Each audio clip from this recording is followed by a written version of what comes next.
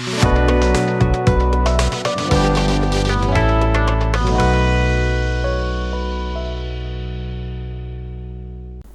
देखने वालों की खिदमत में मैं जावेद नसीम अपना आदाब, सलाम और नमस्कार पेश करता हूँ। और आज रूबरू विद जावेद नसीम में मैं आपके सामने एक ऐसी फनकारा को पेश करने वाला हूँ कि जिससे मिलने के बाद और जिन्हें सुनने के बाद आप अश कर उठेंगे। आज मैं आपकी मुलाकात करवाने जा रहा हूँ उदयपुर से तशरीफ लाई हुई बेहतरीन फनकारा मोहतरमा सुरभि आरिया से। ऐसे तो ये पसंद करती हैं अपने साथ डॉक्टर सुरभि आरिया लिखना, क्योंकि ये म्यूजिक की अथॉरिटी है। इन्होंने म्यूजिक पे डिप्लोमा हासिल कर रखा है, एक म्यूजिक टीचर हैं और म्यूजिक से जुड़े हुए जितने भी जॉनर्स हैं हर एक पे इनकी पूरी गिरफ्त है, पूरा कमांड रखती है। खा वो क्लासिकल हो, खा वो डिवोशनल हो, खा वो बॉलीवुड के गाने हो या गज़लें हो। तो आज इस महफिल में हम उनसे थोड़ी बहुत बातचीत करेंगे और उनकी आवाज से भी लुत्फानंदोज होंगे। आइए शुरू करते हैं आज का ये प्रोग्राम रूबरू विद जावेद नसीम। सुरभि जी, आज के इस प्रोग्राम में आज की इस शाम आपका बहुत बहुत स्वागत है, आपका बहुत बहुत इस्तकबाल है और ये हमारी खुशनसीबी है कि आप आज की शाम हमारे इस प्रोग्राम का हिस्सा बनी। Thank you. वो हमारी सुई अगर पीछे की तरफ अटकती है कि एक नाम रह गया था, मैं चाहूंगा कि जिनका नाम आपने सबसे पहले लिया था, एक लाइन उनकी किसी गीत की जिन्होंने इंडियन फिल्मी संगीत जगत में सबसे ज्यादा गीत गाए। आपको उनका इस वक्त कोई गीत याद नहीं आ रहा? हाँ, क्योंकि बहुत सारे गाए और मुझे बहुत सारे पसंद है उनके गीत। अच्छा।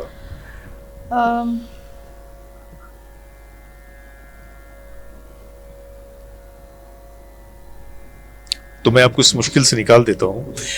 मेहदी हसन खान साहब की तो गज़लें आप गाती रही हैं, तो उनकी अगर किसी गज़ल की बात करूँ तो मेरा ख्याल है कि गुंशे शौक लगा है खिलने। नहीं, ये बहुत नहीं, मुश्किल हो जाएगा। अच्छा, तो मुश्किलात से आप घबराती हैं? क्योंकि आपको आपके बहुत सारे स्टूडेंट्स भी देख रहे हैं, फिर वो क्या सोचेंगे, भाई हमारी टीचर जी जब मुश्किलों से भाग रही है तो फिर हमारा क्या है? हाँ, आप तो टेस्ट ले रहे हैं मेरा। नहीं, टेस्ट नहीं ले रहा हूं मैं भाई। मैं चाह रहा हूं कि आपके देखने वाले वो इंस्पायर हो आपसे कि भाई हमारे सामने कितनी बड़ी फनकारा आज बैठी है। ठीक है, कोशिश करती हूँ। बिल्कुल।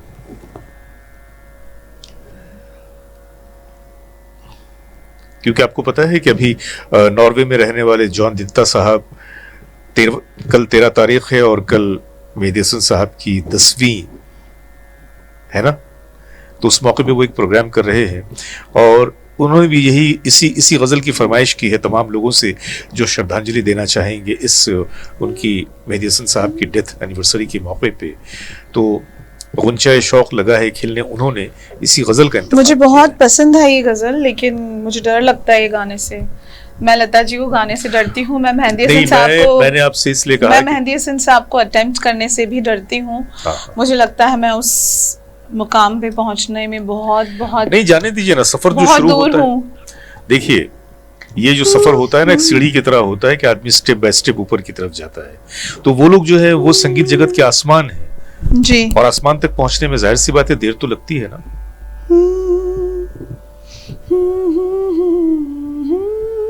चलिए, आपकी फरमाइश है जी, पर अगर कहीं गलती हो जाए तो देखने वाले प्लीज, देखने वाले हमारे बड़े समझदार करें और मुझे बेस्ट विशेस दें और मेरी जो कमियां हैं उसे नजरअंदाज करें प्लीज।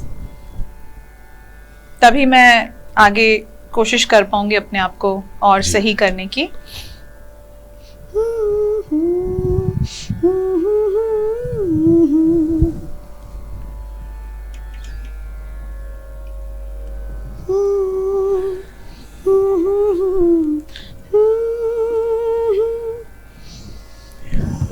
मेहदी हसन खान साहब की एक बड़ी ही प्यारी गजल और बहुत ही अनकॉमन सी गजल आपके सामने सुरभि जी पेश करेंगी। मुझे यकीन है कि आज का ये प्रोग्राम आप लोग काफी एंजॉय कर रहे होंगे।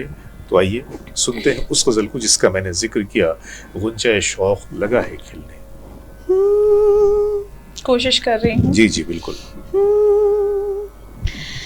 दास्ताने है लबे आलम पर दास्ताने है लबे आलम पर।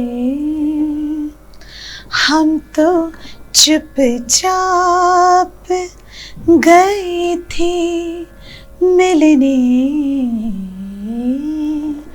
हम तो चुपचाप गए थे मिलने, फिर तुझे याद, फिर तुझे याद किया है दिल ने। क्या बात है। गुंजाए शौक लगा है खिलने, गुंजाए शौक लगा है खिलने, फिर तुझे याद किया है। क्या बात है, वाह वाह, दिल बहुत खूब, ने बहुत खूब, बहुत खूब। गुंजाए शौक लगा है खिलने। वाह वाह, बहुत खूब। आप देख रहे हैं डॉक्टर सुरभि आर्या जी को, और जैसा कि मैंने आपको बताया कि इनका ताल्लुक राजस्थान के उदयपुर से है। राजस्थान की अपनी एक परंपरा है, संगीत का अपना एक रंग है, और मैंने अक्सर बेशतर देखा है कि राजस्थान से जो भी सिंगर्स आते हैं बड़े मजबूत होते हैं। उनका जो संगीत का कल्चर है बहुत ही मजबूत है, और जो गायकी का रंग है वो दूसरे तमाम रंगों से बिल्कुल अलग है, और एक ऐसा रंग है कि जिसमें एक मैग्नेटिक ट्रांस है जो आपको अपनी तरफ खींच लेता है। राजस्थान के संगीत में एक है उनका जॉनर मांड, और चूंकि ये राजस्थान से ताल्लुक रखते हैं लिहाजा मैं चाहूंगा कि आज की इस आखिरी दौर में हम इनसे मांड सुने। अब ये मत कहिएगा कि मैंने आपसे कोई बड़ी फरमाइश कर दी, क्योंकि आप चूंकि उदयपुर से हैं, राजस्थान से हैं, तो जाहिर सी बात है ये आपकी घर की चीज़ है। जी बिल्कुल, मैं उदयपुर से हूँ, उदयपुर शहर से हूँ, और मेरी लाइफ में बहुत सारे इंस्पिरेशंस आए हैं जिन्होंने मुझे इस फील्ड में रहने के लिए, क्रेडिट जाता है बहुत लोगों का, जी। और इंस्पायर किया है। और शायद कॉलेज में मैंने सीखना शुरू किया जब, तो मेरे कॉलेज में सर थे, इंस्पायरेशन थे मेरे, मुकेश जी सर हैं, और कॉलेज में मेरे गुरु थे मदना मैम, रामनारायण जी सर।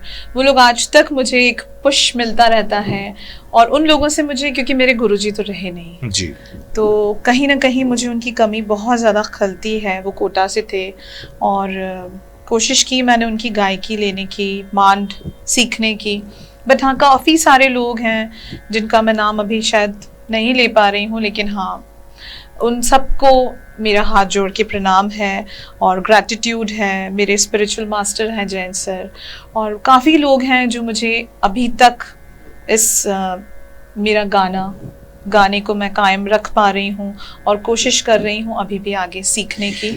मैं एक चीज़ आपसे ये जानना चाहूँगा, ऐसे तो मैं संगीत के बारे में एक तरह से कुछ भी नहीं जानता, लेकिन न जाने क्यों मांड में कोई एक ऐसी बात है, एक ऐसी कशिश है जो हमेशा मुझे अपनी तरफ से खींचती आई है। लेकिन अक्सर बेशतर मैंने देखा है कि मांड का जो जॉनर है, इसमें जैसे आपके क्लासिकल में बंदिशें होती हैं अलग अलग जी, और उन बंदिशों को लोग गाते हैं जी, तो वैसे ही एक जो पर्टिकुलर उनकी जो तर्ज है वो तर्ज अपनी जगह पर रहती है, लेकिन उसमें जो बंदिशें कह लीजिए या अल्फाज अलग अलग हो जाते हैं। बिल्कुल, कुछ कॉम्पोजिशंस थोड़ी अलग होती हैं। वैसे तो मांड एक राग भी है, लेकिन जो मांड के अलग अलग बंदिशें जो हैं, अलग अलग गीत जिनको आप कह सकते हैं, उनमें कितनी रागों का मिक्सचर होता है। उनमें राग देश ज्यादा लेते हैं, वृंदावनी सारंग ज्यादा लेते हैं, काफी रागें होती हैं उसमें। और मेन तो मांड जो बेस्ड है वो मांड राग पे भी होती है। जैसे सबसे वर्ल्ड फेमस मांड है केसरिया बालम। मैं उसी की बात करने जा रहा था। तो केसरिया बालम is a world famous because Rajasthan is a famous for heritage, culture, hospitality और एक स्वागत के लिए या जो भी आव भगत के लिए राजस्थान और मेवाड़ और मारवाड़ बहुत फेमस है उन चीजों के लिए। तो उसमें मांड का जैसे स्पेशली केसरिया बालम, आओ पधारो मारे देश करके, इट्स वेलकमिंग वे।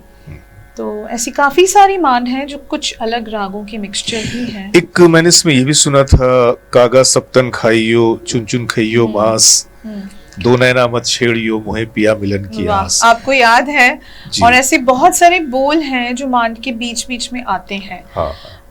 बट सच्ची बताऊं तो मैं कोशिश जरूर करती हूँ, लेकिन मुझे आज तक, to be honest with my audience even, मुझे दुनिया की सबसे मुश्किल गायकी मांड लगती है। और मेरे जितने भी इंस्पिरेशंस हैं मेरे शहर से, जो भी मैंने गुरुओं के नाम लिए या मेरे आइडियल्स हैं, they are very good to sing in Maand, but मैं अपने आप को उसमें बहुत कमजोर पाती हूँ। अच्छा। और definitely it is very complicated in singing aspect and in ताल एस्पेक्ट बोथ। सो मुझे लगता है क्लासिकल से और किसी भी और दूसरी सिंगिंग से शायद मांड बहुत मुश्किल है। हाँ, तो ये ऐसा है, आप कह रही हैं कि इस जॉनर में आप खुद को कमजोर पाती हैं। ये फैसला हमारी ऑडियंस को करने दीजिए कि वो ये फैसला करें कि आप मांड में कमजोर हैं या कि मजबूत हैं। मैं आपसे आज उसी वर्ल्ड फेमस मांड की बोलों की फरमाइश करूंगा, केसरिया बालमा। और अगर उसमें आप वो ऐड कर दें जो मैंने आपसे कहा तो फिर तो सोने पे सुहागा।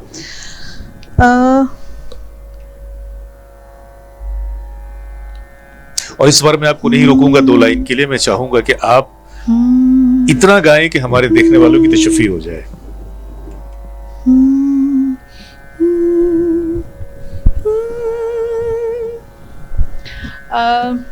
केसरिया बालम तो बहुत बार सुना होगा आपने। नहीं, फिर मैं सुनना चाहूंगा। ठीक है, मैं उसको ऐड कर दूंगी मेरी मांड में। इतना लुत्फ है ना कि आप उसे जितना भी सुनते हैं वो दिल नहीं भरता। जी जरूर। तो आप वही कीजिए, आप अपनी मांड में आप उस मांड को अपने मांड में मेरी मांड को आप मर्ज कर दीजिए। हाँ जी जी।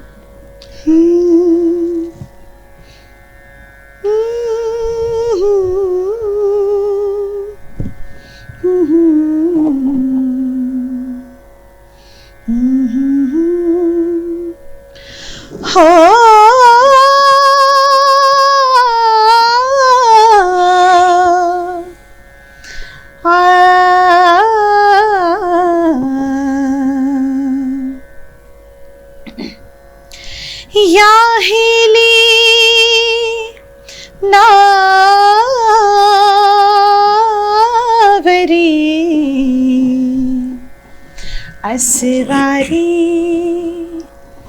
हो सजना राणो आवे छे याहेली नावरी असवारी सजना राणो आवे छे माथा पे परवाड़ो यो में मद आप ल्यावे हो माथा पे परवाड़ो यो में मद आप ल्यावे हो याहेली नावरी असवारी सजना राणो आवे छे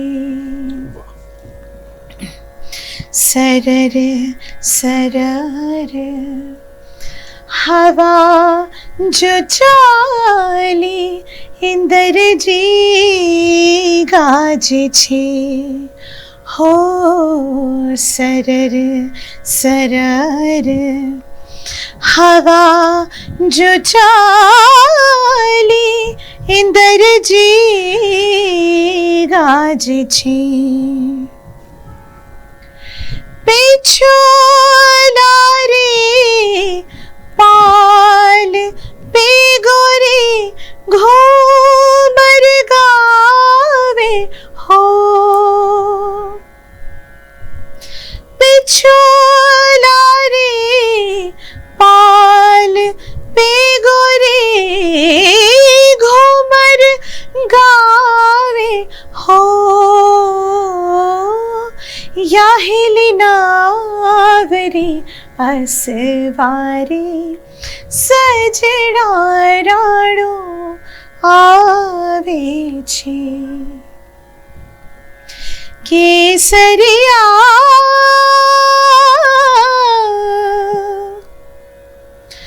बालमा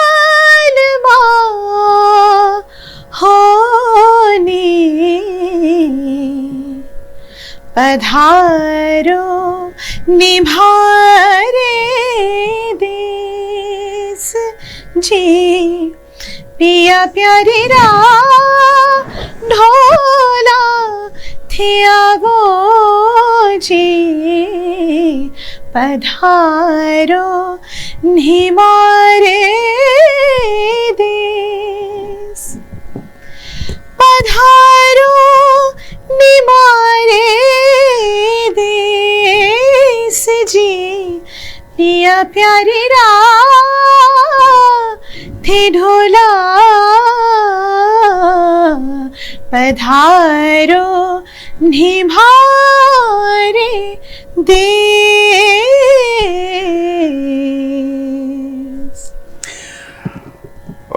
पता नहीं कुछ अल्फाज का असर है या गायकी का असर है या धुन का असर है, जब कभी मैं ये सुनता हूँ ना तो मेरे रोंगटे खड़े होने लगते हैं। मैं अपने आप को रोक नहीं पाता। अभी भी देखिए मेरे रोंगटे खड़े हो गए। राजस्थान के कल्चर में इतनी ताकत है। हाँ, मैं वही कह रहा हूँ कि संगीत में इतनी ताकत है कि वो आपको बिल्कुल अपनी तरफ खींच और लोकगीत में तो जी, लोकगीत में बहुत ताकत है एक्चुअली जी जी, कि वो आपके कल्चर से आपको उस तरफ खींचता है और पुरानी एक्चुअली किसी भी प्रांत की जो खुशबू होती है ना वो उसके लोकगीतों में होती है।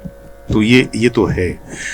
जैसे कि मैंने आपसे कहा था, वो जो मैंने 2 लाइन आपके सामने पेश किया था, कागा सप्तन खाइयो, ये जरा सा हमारे, ये मैं नहीं गा सकती। क्यों? नहीं, क्योंकि मुझे उसकी राजस्थानी बोल नहीं याद है और मेरे लिए वो बहुत टिपिकल फोक संगीत में चला जाता है, शायद मैं वो नहीं गा पाऊंगी। हाँ, अगर आप चाहते हैं तो मैं एक मेहदी हसन साहब ने इसे गाया था। बिल्कुल, उन्होंने गाया था। तो मेरा ख्याल है कि आपको वो आता है। ये और बात है कि आप दामन बचा रही हैं। मैं आपको एक दूसरा फोक सुनाऊंगी। जी बिल्कुल।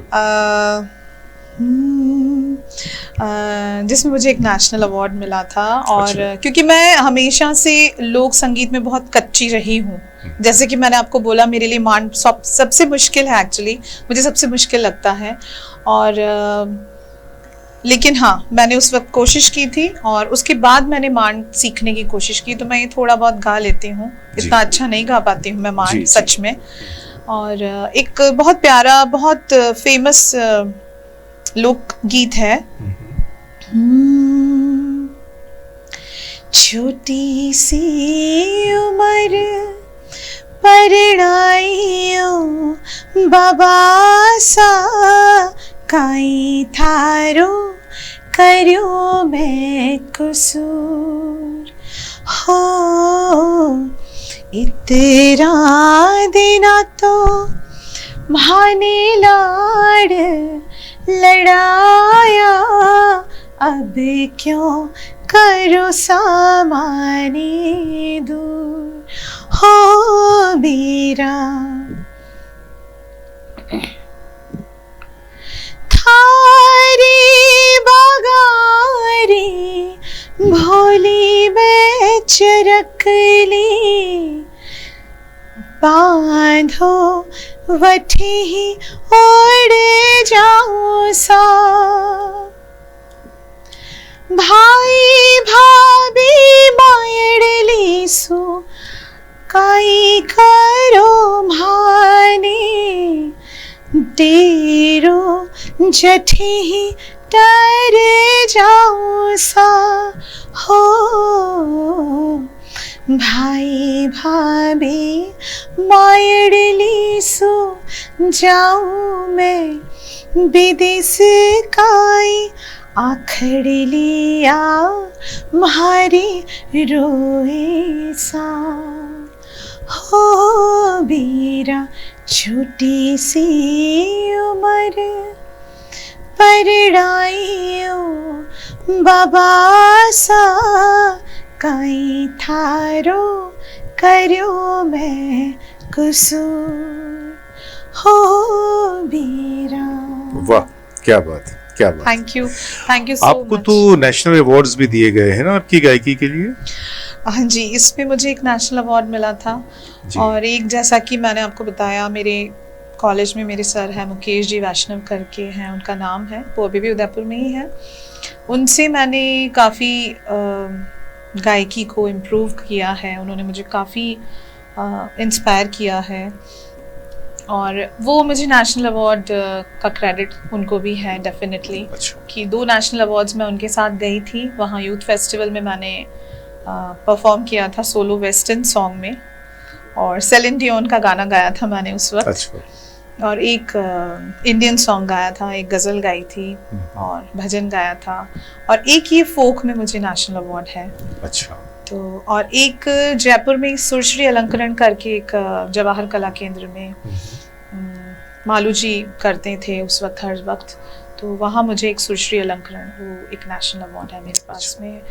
तो ज़्यादा कुछ नहीं है मेरे पास में। और भाई ऐसा है कि नेशनल अवार्ड 2 बार लेने के बाद अब इससे ज्यादा आप क्या चाहती हैं? नहीं ऐसा कुछ क्योंकि भी नहीं है। ऊपर वाले ने आपको इतनी सुंदर आवाज दी है, इतनी सुंदर गायकी दी है, उसके बाद यहाँ के लोगों ने आपको 2 नेशनल अवार्ड भी दे दिए। तो मैं समझता हूँ कि आपका ये जो संगीत का सफर है, आप इस सफर में बहुत तेजी के साथ आगे बढ़ रही हैं। और अभी मैं प्रेजेंट में क्योंकि गज़ल गायकी में उर्दू में इम्प्रूव करने की कोशिश कर रही हूँ। हैदराबाद की पब्लिक से मैंने बहुत कुछ सीखा है, हैदराबाद में आने के बाद मैं बहुत कुछ बेटर होने की कोशिश कर रही हूँ। तो definitely thanks to Hyderabad and thanks to all my admirers of Hyderabad और हैदराबाद की ऑडियंस जब भी मैंने जिनको भी फेस किया है। और हैदराबाद की शुरुआत मेरी हुई थी डॉक्टर रोशन भारती जी से, जो कोटा से हैं, राजस्थान से हैं जी, और बड़े अच्छे सिंगर हैं। मेहंदी हसन साहब के ताल्लुकात हैं उनसे, रिश्ते में हैं और बहुत प्यारा गाते हैं। बहुत यूनिवर्सिटी पोजीशन है उनकी, यूनिवर्सिटी में भी मैंने काम किया है। तो उनको मैं इंस्पिरेशन अभी उनकी गायकी से भी ले रही हूँ, प्रोनाउंसिएशन भी इम्प्रूव करने की कोशिश कर रही हूँ। उर्दू में भी बहुत सारी गलतियाँ। अगर आप चाहें तो हमारे इस चैनल से आज की शाम रोशन भारती जी के लिए कोई पैगाम दें, ताकि आज का ये पैगाम रोशन साहब जो सुरभि जी दे रही हैं वो इस चैनल के जरिए आप तक पहुँचे। डॉक्टर रोशन भारती सर, मैं उनको हमेशा से सर कहती हूँ। और मैं पिछले 25 इयर्स बैक जब उर्दू ETV राजस्थान का एक टीवी शो था, एक टीवी चैनल था, उसमें मैं 5 episodes I was winner there and वो मेरे फाइनल एपिसोड में जज बन के आए थे। और उदयपुर भी उनका आना जाना हमेशा रहता है। ऑल इंडिया रेडियो की भी ग्रेट आर्टिस्ट थी मैं उस वक्त। तो लेकिन हाँ, आजकल इन दिनों में उनसे मुझे काफ़ी गाइडेंस मिल रही है गायकी को लेके। तो I am really very much thankful to doctor Roshan Bharati ji. क्या बात है। आज के इस प्रोग्राम में सुरभि जी ने 2 नाम लिए और ये मेरी खुशनसीबी है कि मैं इन दोनों फनकारों को जानता हूँ। एक डॉक्टर प्रेम भंडारी साहब और दूसरे हमारे भाई रोशन भारती जी।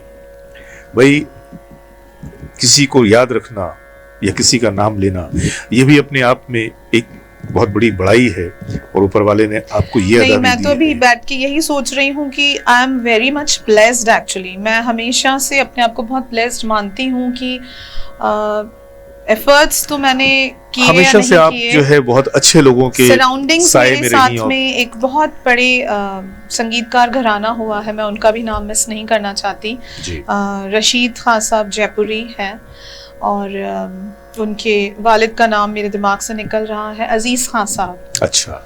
उनके एक भाई यूएस में है और बाकी रशीद भैया उदयपुर में ही रहते हैं, और एक भाई नफीस खान साहब हैं, वो बॉम्बे में हैं। उनकी भी प्राइवेट कॉम्पोजिशन से डेफिनेटली मेरी गायकी, गज़ल गायकी, मैंने जब मैं कॉलेज में थी तब मैंने बहुत इम्प्रूव की है, और उनसे भी हमेशा मुझे, उनके घराने से मुझे हमेशा इंस्पिरेशन मिला है। तो मैं किसी का नाम अगर भूल रही हूँ तो ऊपर वाला मुझे माफ़ करे, ऊपर वाला भी माफ करे, और जिन लोगों का नाम नहीं लिया गया नाम नहीं वो भी माफ करे, लोगों का भी नाम, क्योंकि ये मुमकिन नहीं होता। इन-लॉज, फैमिली तो हमेशा सपोर्ट करते ही हैं। हमारी कामयाबी में क्या है नसरुद्दीन जी कि हमारी कामयाबी के सफर में हमारे साथ बहुत सारे लोग होते हैं, बहुत सारे, और हम उन्हें महसूस करते हैं, उन्हें याद करते हैं, लेकिन जब कभी उनके जिक्र की बात होती है तो कोई ना कोई नाम हमसे छूट जाता है। तो छूटे हुए नामों के लिए इनकी तरफ से जयपुर, मुंबई, उदयपुर, लंदन, काफी लोग हैं, काफी घराने से जुड़े हुए हैं। नहीं, स्विट्जरलैंड मैं कभी नहीं गई, मैं लंदन थी, वहाँ पे मैंने परफॉर्म किया है। अच्छा। और पंडित देवीलाल दुर्गालाल जी की वाइफ हैं गीतांजलि लाल, उनके साथ मैंने परफॉर्म किया है। She is my most favourite Kathak artist, she was my inspiration as when she loved me a lot. Abhimanyu Lal ji उनके बेटे हैं। तो अभी जो आपने कहा कि तो काफी लोग हैं, मैं बहुत लोगों को भूल रही हूँ जिन्होंने नहीं, यहाँ जरा से एक चीज पकड़ में मेरे आ रही है कि आपने कहा कथक, इसका मतलब ये है कि डांस से भी आपकी रुचि है? मैं डांस ही सीखना चाहती थी। देखिए अब एक नया ये चैप्टर खुला। मैं मेरे पापा से हमेशा जिद करती थी when I was in the school actually कि मुझे कथक सीखना है, मुझे कथक सीखना है, और मैं सिर्फ कथक ही सीखना चाहती थी, मैं गाने में नहीं आना चाहती थी। एंड दैट टाइम थोड़ी बहुत हल्की फुल्की ठुमरियाँ या कुछ सीखा या कुछ थोड़ा बहुत, तो और फिर गीतांजलि लाल उनकी आंटी के साथ में मैंने उदयपुर में परफॉर्म किया था। बाई चांस उसके 1 साल बाद हम लोग लंदन शिफ्ट हो गए थे, 5 साल में वहाँ रही।